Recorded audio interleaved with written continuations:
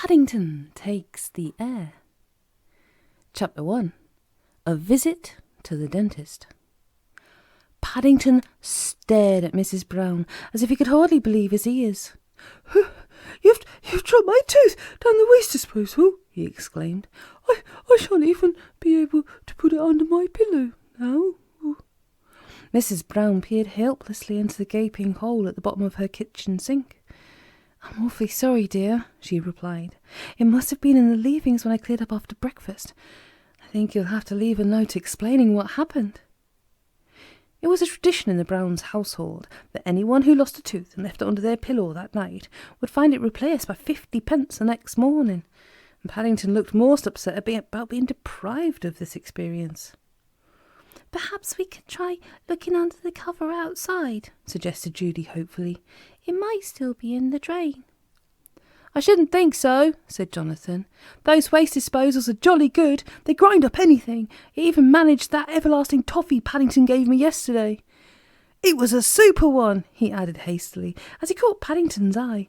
I wish I could make one half as nice. It was a bit big, though. I couldn't quite finish it. Well, said Mr. Brown, returning to the vexed question of Paddington's tooth. At least it didn't jam the machine. We've only had it a fortnight. But if Mr. Brown was trying to strike a cheerful note, he failed miserably, for Paddington gave him a very hard stare indeed. I've had my tooth ever since I was born, he said, and it was my best one, and I don't know what Aunt Lucy's going to say when I write and tell her. And with that parting shot, he hurried out of the kitchen and disappeared upstairs in the direction of his room, leaving behind a very unhappy group of Browns indeed. I don't see how anyone can have a best tooth, said Mr. Brown, as he made ready to leave for the office. Well, said Mrs. Bird, their housekeeper, best or not, I must say I don't blame that bear. I don't think I'd be too happy at the thought of one of my teeth going down a waste disposal, even if it was an accident. It would have to be Paddington's, said Judy. You know how he hates losing anything, especially when it's something he's cleaned twice a day. We shall never hear the last of it, agreed Mrs. Brown. She looked round the kitchen at the remains of the breakfast things. I do hate Mondays. I don't know why, but there always seems to be more dried egg on the plates than any other day. The others fell silent. It was one of those mornings at number 32 Windsor Gardens. Things had started badly when Paddington announced that he'd found a bone in his boiled egg, but remembering a similar occurrence some years before with the Christmas pudding, the Browns had pooh-poohed the idea at first, and it wasn't until a little later on, when he'd gone upstairs to do his Monday morning accounts, that the trouble had really begun. A sudden cry of alarm had brought the rest of the family racing to the scene, only to find Paddington on his bed with a pencil stuck between a large gap where one of his back teeth should have been. Immediately, the whole house had been in uproar. The bed was stripped, carpets were turned back, the vacuum cleaner emptied, pockets turned out. Paddington even tried standing on his head in case he'd swallowed the lost half by mistake, but all to no avail. It was nowhere to be seen. It wasn't until Mrs. Bird remembered the episode with the boiled egg that they suddenly put two and two together and went scurrying downstairs again, as fast as their legs would carry them. But they were too late. Before they were halfway down, they heard a loud grinding noise coming from the kitchen, and they arrived there just in time to see Mrs. Brown switch the machine off. The waste disposal was still a new toy in the household. Everything from used matchsticks to old bones was fed into its ever-open mouth, but it never in her wildest moments would Mrs. Brown have dreamed of disposing of one of Paddington's teeth, and she was as upset as anyone when she realised what had happened. I can't see them taking him on the National Health, she said. Perhaps he'd better go to the vet. Certainly not, said Mrs. Bird decidedly. He'll have to go as a private patient. I'll ring Dr. Leach straight away. Although the Browns' housekeeper kept a firm hand on Paddington's goings-on, she was always quick to come to his aid in time of trouble, and she bustled out of the room in a very, very determined manner. All the same, the others awaited her return with some anxiety. For although Dr. Leach had looked after the family's teeth for more years than they cared to remember, he'd never actually been asked to deal with one of Paddington's before. They weren't at all sure about how he would view the matter, and their spirits rose when Mrs. Bird reappeared wearing her coat and hat. "Mr. Leach will see him as soon as we can get there," she announced. "He keeps a free period for emergencies." Mrs. Brown heaved a huge sigh of relief. "How nice," she said.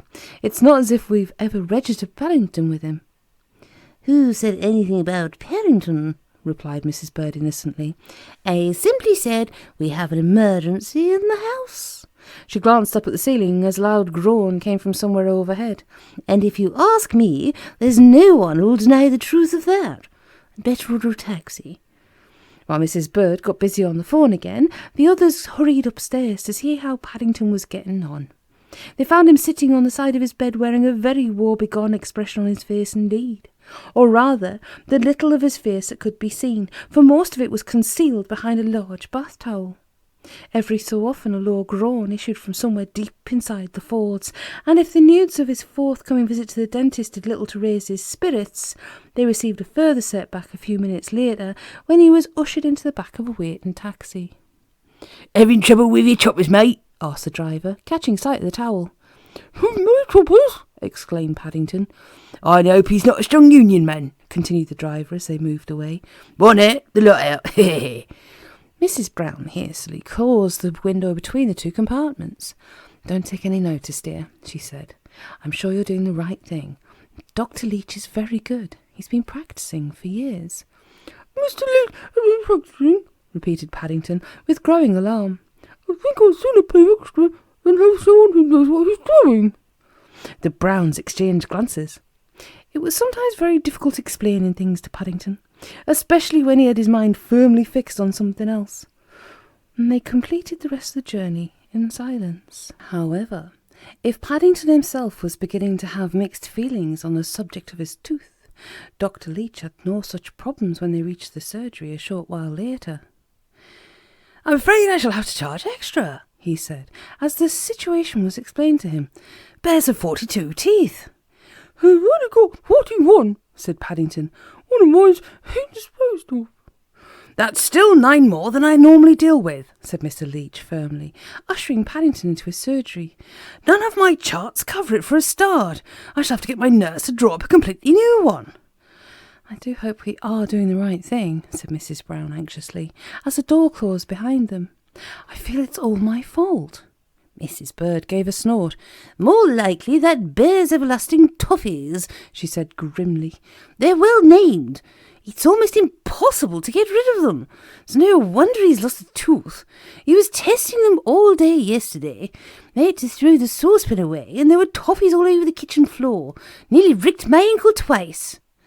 Paddington's homemade toffees were a sore subject in the Brown household. It wasn't so much that they had set hard. In fact, had they done so, there might have been fewer complaints. But they had ended up as a pile of large, glutinous balls which stuck to everything they came in contact with, and Mrs. Bird spent the next few minutes holding forth on what she'd like to do with them. However, it was noticeable that all the while she was talking, the Browns' housekeeper kept her gaze firmly fixed on the door leading to the surgery, rather as if she wished she had X-ray eyes. But as it happened, for once Mrs. Bird's worst fears weren't being realised, for Paddington was beginning to have second thoughts about dentists. Looking around Dr. Leach's surgery, he decided it was all very much nicer than he'd expected. Everything was gleaming white and spotlessly clean, with not a marmalade stain to be seen anywhere. And although it wasn't what Mrs. Bird would have called over-furnished, the one chair Dr. Leach did possess more than made up for the fact. Paddington had never come across anything quite like it before. It was like a long couch which rose into the air and took on all kinds of shapes simply at the press of a button. It seemed very good value indeed, and Paddington was most impressed. Above his head there was a nice warm lamp, and just beside his left paw there was a glass of pinkish liquid and a basin, while on the other side, next to Dr. Leach, there was a table fixed to an arm on which a number of instruments were laid. Paddington hastily averted his gaze from these as he settled back in his chair, but he liked anything new, and despite his aching tooth, he dutifully opened his mouth and eyed Mr. Leach with interest as the latter picked up a small rod-like object and what looked like a mirror on the end of a stick. Dr. Leach gave several grunts of approval as he peered into Paddington's mouth, tapping the teeth one by one with the end of the rod, and several times he broke into song as he delved deeper and deeper. "They've got a good one there, Bear," he said, standing up at last. "I'm glad you came along." Paddington sat up, looking most relieved. "Thank you very much, Mr. Leach," he exclaimed. "That didn't hurt a bit." Dr. Leach looked slightly taken aback. "I haven't done anything yet," he said. "That was only an inspection, just to see what's what. You've a long way to go yet. I'm afraid you have a fractured cusp." "What?" exclaimed Paddington hotly. "My cusp's fractured?" He peered at the rod in Mr. Leach's hand. "It was all right when I came in," he added meaningly. "I think it must have happened when you tapped it." "A fractured cusp," Dr. Leach said stiffly, as he busied himself with a tray of instruments, "merely means you've a broken tooth." He wagged his finger roguishly. "I have a feeling we've been eating something we shouldn't." Paddington sank back in his chair and looked at the dentist with renewed interest. "Have you been making toffee too, Mr. Leach?" he exclaimed. Dr. Leach gave Paddington a strange look. "You have quite a large piece of double tooth missing," he said, slowly and carefully, "and I shall have to make you a new top to replace it." Looking most upset at this latest piece of news, Paddington reached out a paw for the nearby glass of pink liquid. "I think I'll have my orangeade now, Mr. Leach, if you don't mind," he exclaimed. "That," said Dr. Leach sternly, "is not orangeade. It's not even for drinking. It's put there so you can swill your mouth out and get rid of the bits and pieces after I've finished drilling. If I kept every young bear who came in here supplied with free drinks, I would soon be out of business." He looked distastefully at Paddington's front, where the fur had already become rather soggy from the drips, and then signalled his nurse to tie a plastic bib around Paddington's neck. "Would we like an injection?" he asked. "It may hurt otherwise." "Yes, please," said Paddington promptly. "I'll have two, if you like." "I think one will be sufficient," replied Dr. Leach, holding a syringe up to the light. "Now open your mouth wide, please," he continued, "and don't forget, it's going to hurt me more than it hurts you. Ha, ha, ha." Paddington dutifully obeyed Dr. Leach's instructions, and in fact, apart from a slight prick, it was much less painful than he had expected. "Should you want one, Mr. Leach?" he asked. Mr. Leach gave him a strange look. "Mine?" he repeated. "I don't have one." Paddington gave Dr. Leach an equally strange look in return. "You said we were going to have one," he persisted, "and you said yours would hurt more than mine." Mr. Leach stared at Paddington for a moment, as if he could hardly believe his ears, and then turned to his nurse. "I think," he said, breathing heavily, "we'll try putting a wedge in his mouth. It may make things easier.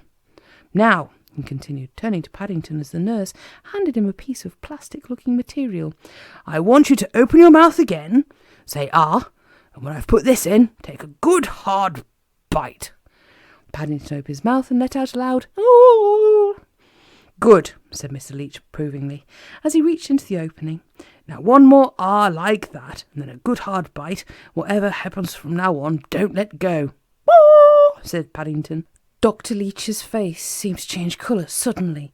"Oh," he cried. "Oh," repeated Paddington, biting harder than ever. "Yow!"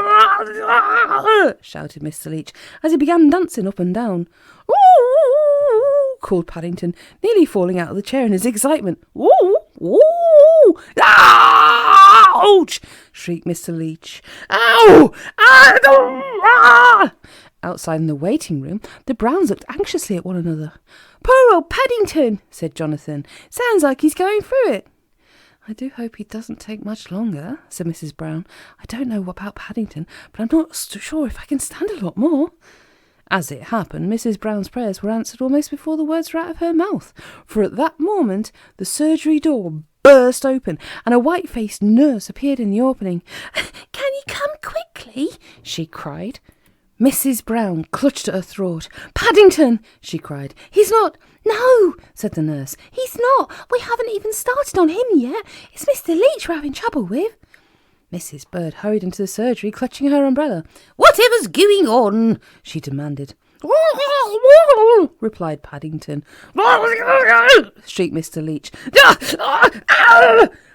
"Crikey!" exclaimed Jonathan, as he and Judy dashed towards the chair where Paddington and Mr. Leach appeared to be inextricably locked together.